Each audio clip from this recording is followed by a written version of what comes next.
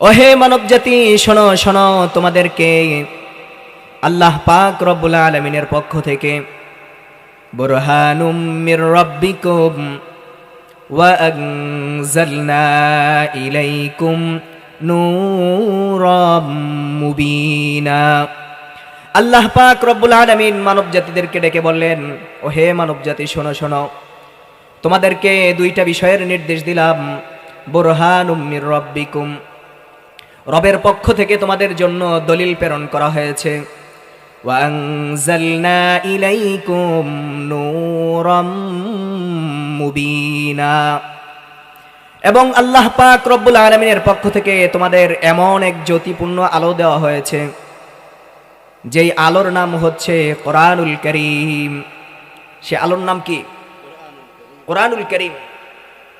প্রথম নাম্বার, আল্লাহ পাক রব্বুল আলামিন বলেন বুরহানুম মির রাব্বিকুম, রবের পক্ষ থেকে তোমাদেরকে বুরহান দেওয়া হয়েছে, অর্থাৎ রাসূলুল্লাহ সাল্লাল্লাহু আলাইহি ওয়াসাল্লামকে পাঠানো হয়েছে। কাকে পাঠানো হয়েছে?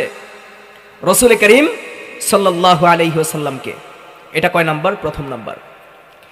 দ্বিতীয় নাম্বার, আল্লাহ পাক রব্বুল আলামিন বলেন ওয়া আনজালনা ইলাইকুম নূরাম মুবিনা, এবং রবের পক্ষ থেকে তোমাদেরকে দেওয়া হয়েছে স্পষ্ট জ্যোতি, স্পষ্ট নূর, স্পষ্ট আলো।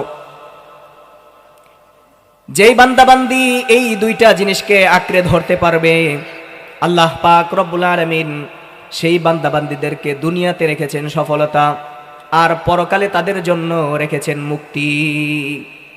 পরকালে তাদের জন্য কি রেখেছেন? দুনিয়াতে সফলতা, পরকালে মুক্তি। আল্লাহ পাক রব্বুল আলামিন এই আয়াতের শুরুতে ইয়া আইয়ুহাল মুসলিমুন বলেন নাই, ইয়া আইয়ুহাল মুমিনুন বলেন নাই, ইয়া আইয়ুহাল মুশরিকুন বলেন নাই। আল্লাহ পাক রব্বুল আলামিন বলেন ইয়া আইয়ুহান নাস, হে পৃথিবীবাসী, অর্থাৎ পুরা পৃথিবীর যত মানুষ আছে সকল মানুষদেরকে উদ্দেশ্য করে বলেন, চাই সে মুসলিম হোক, চাই সে অমুসলিম হোক, এবং পৃথিবীতে যত মানুষ বসবাস করে সকল মানুষদেরকে উদ্দেশ্য করে আল্লাহ পাক রব্বুল আলামিন বলেন ইয়া আইয়ুহান নাসু ক্বাদ জাআকুম বুরহানুম মির রাব্বিকুম ওয়া আনজালনা ইলাইকুম নূরাম মুবিনা।